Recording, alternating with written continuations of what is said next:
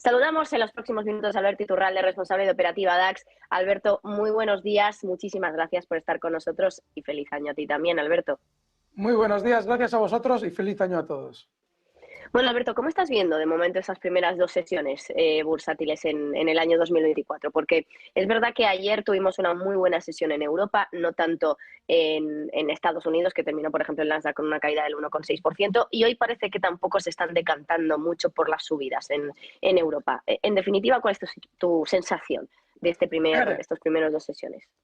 Sí, lo importante sucedió hace 2 semanas y lo que estamos viviendo en estas 2 sesiones tiene que ver con aquello, que eran esas palabras de Powell ya anunciando esas esperadas reducciones de tipos de interés para marzo.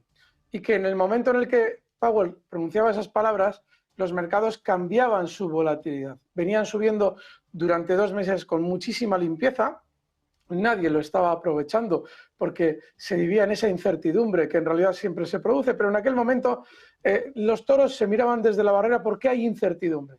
Y de repente, Powell, una vez que ya el mercado había subido, nos dice que en marzo baja tipos de interés. En ese mismo momento, ya en el mercado europeo, el gráfico que hay aquí es el DAX, se produce un aumento de la volatilidad y comienza un movimiento lateral. En Estados Unidos lo que vivimos es, se reduce la velocidad de la subida en los 3 índices estadounidenses y 2 de ellos marcan nuevos máximos históricos, lo cual es una señal compradora enorme para los especuladores. ¿Ese escenario qué representa? Representa reparto de títulos por parte del sistema financiero. Ya todo el mundo está comprador, después de meses mirando los toros desde la barrera, y ahora a ese público comprador hay que venderle títulos y eso se traduce en que ya los índices no pueden subir igual de rápido que antes.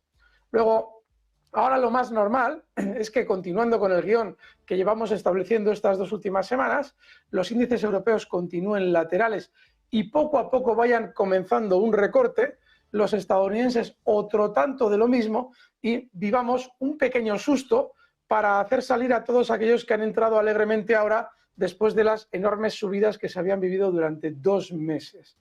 Una vez que ya se haya desalojado a todos esos inversores, lo normal es que el mercado siga funcionando bien, porque recordad que en marzo tenemos elecciones, las de Portugal y las de Putin, ambos las han colocado de manera discrecional, es decir, ellos han decidido la fecha, con lo cual probablemente saben que en los entornos de mediados de marzo tendremos de nuevo una sensación de bonanza en el mercado. De manera que lo que estamos viviendo ahora es normal, pero comenzaba hace 2 semanas con las palabras de Powell. 2024 y quería preguntarte cuáles son los retos que estás viendo de momento en el mercado. Enseguida te pregunto también por oportunidades, pero primero por los retos. Bueno, los retos sobre todo es el de darnos cuenta de que cuando tengamos un recorte en el mercado, los grandes bancos de inversión nos van a proponer vender los títulos que más van a subir después.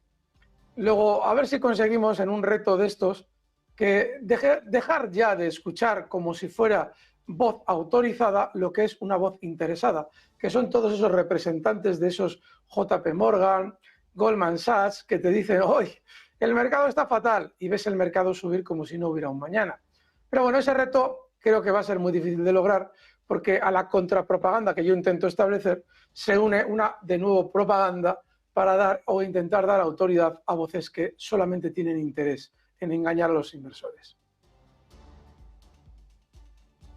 ¿Crees que la geopolítica va a seguir siendo una cuestión importante que puede marcar un poco el pulso de los mercados este año 2024, Alberto?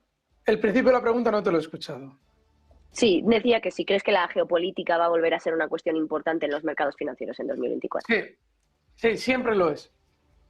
De hecho, no se puede analizar lo uno sin saber analizar lo otro. Y hablo de ida y vuelta. Es decir, cuando tú quieres analizar la geopolítica con acierto, tienes que ser profundamente desconfiado de todos los fenómenos de poder y dinero, porque en la geopolítica se dan esos 2 fenómenos. Poder y dinero van de la mano los dos, o son muchas veces el mismo, pero siempre están presentes. Entonces, cuando analizamos la bolsa, debemos ser conscientes de que, por ejemplo, por poner un ejemplo, hace unos meses vemos un techo justo cuando Sánchez coloca unas elecciones. ¿Significa eso que Sánchez, que el sistema financiero ¿está pendiente de cuándo coloca las elecciones Sánchez? No. Significa que el sistema financiero le chiva a Sánchez cuándo son las elecciones. Y Sánchez lo que hace es inmediatamente colocarlas en un momento en el que el mercado va a estar muy bien, pero que luego va a haber caídas.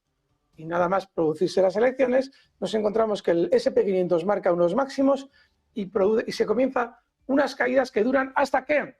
Hasta que haya un catalizador negativo. ¿Cuál es un catalizador negativo? Los ataques de Hamás. Bueno, pues durante ese tiempo de caída, aquí en Negocios Televisión, anticipábamos que iba a aparecer un malo, una noticia negativa, que no sabemos de qué índole es, no sabemos si es geopolítica, si es un virus que se ha comido un murciélago y cosas por el estilo. Pero son noticias que el sistema financiero ya conoce. Y no fue más que otra geopolítica. Y es que Hamás realiza unos ataques que en teoría nadie preveía, nadie en España, porque en Israel se pusieron morados a vender en el mercado de valores. Es decir, que todo el mundo lo sabía, menos los ciudadanos normales como nosotros. Bueno, pues en ese momento, con ese hecho geopolítico de primer orden, se produce un suelo del mercado y una subida continua y sin volatilidad durante 2 meses. Ahora nos encontramos con una noticia que no es de índole geopolítico, que es las palabras de Powell, generando sentimiento positivo.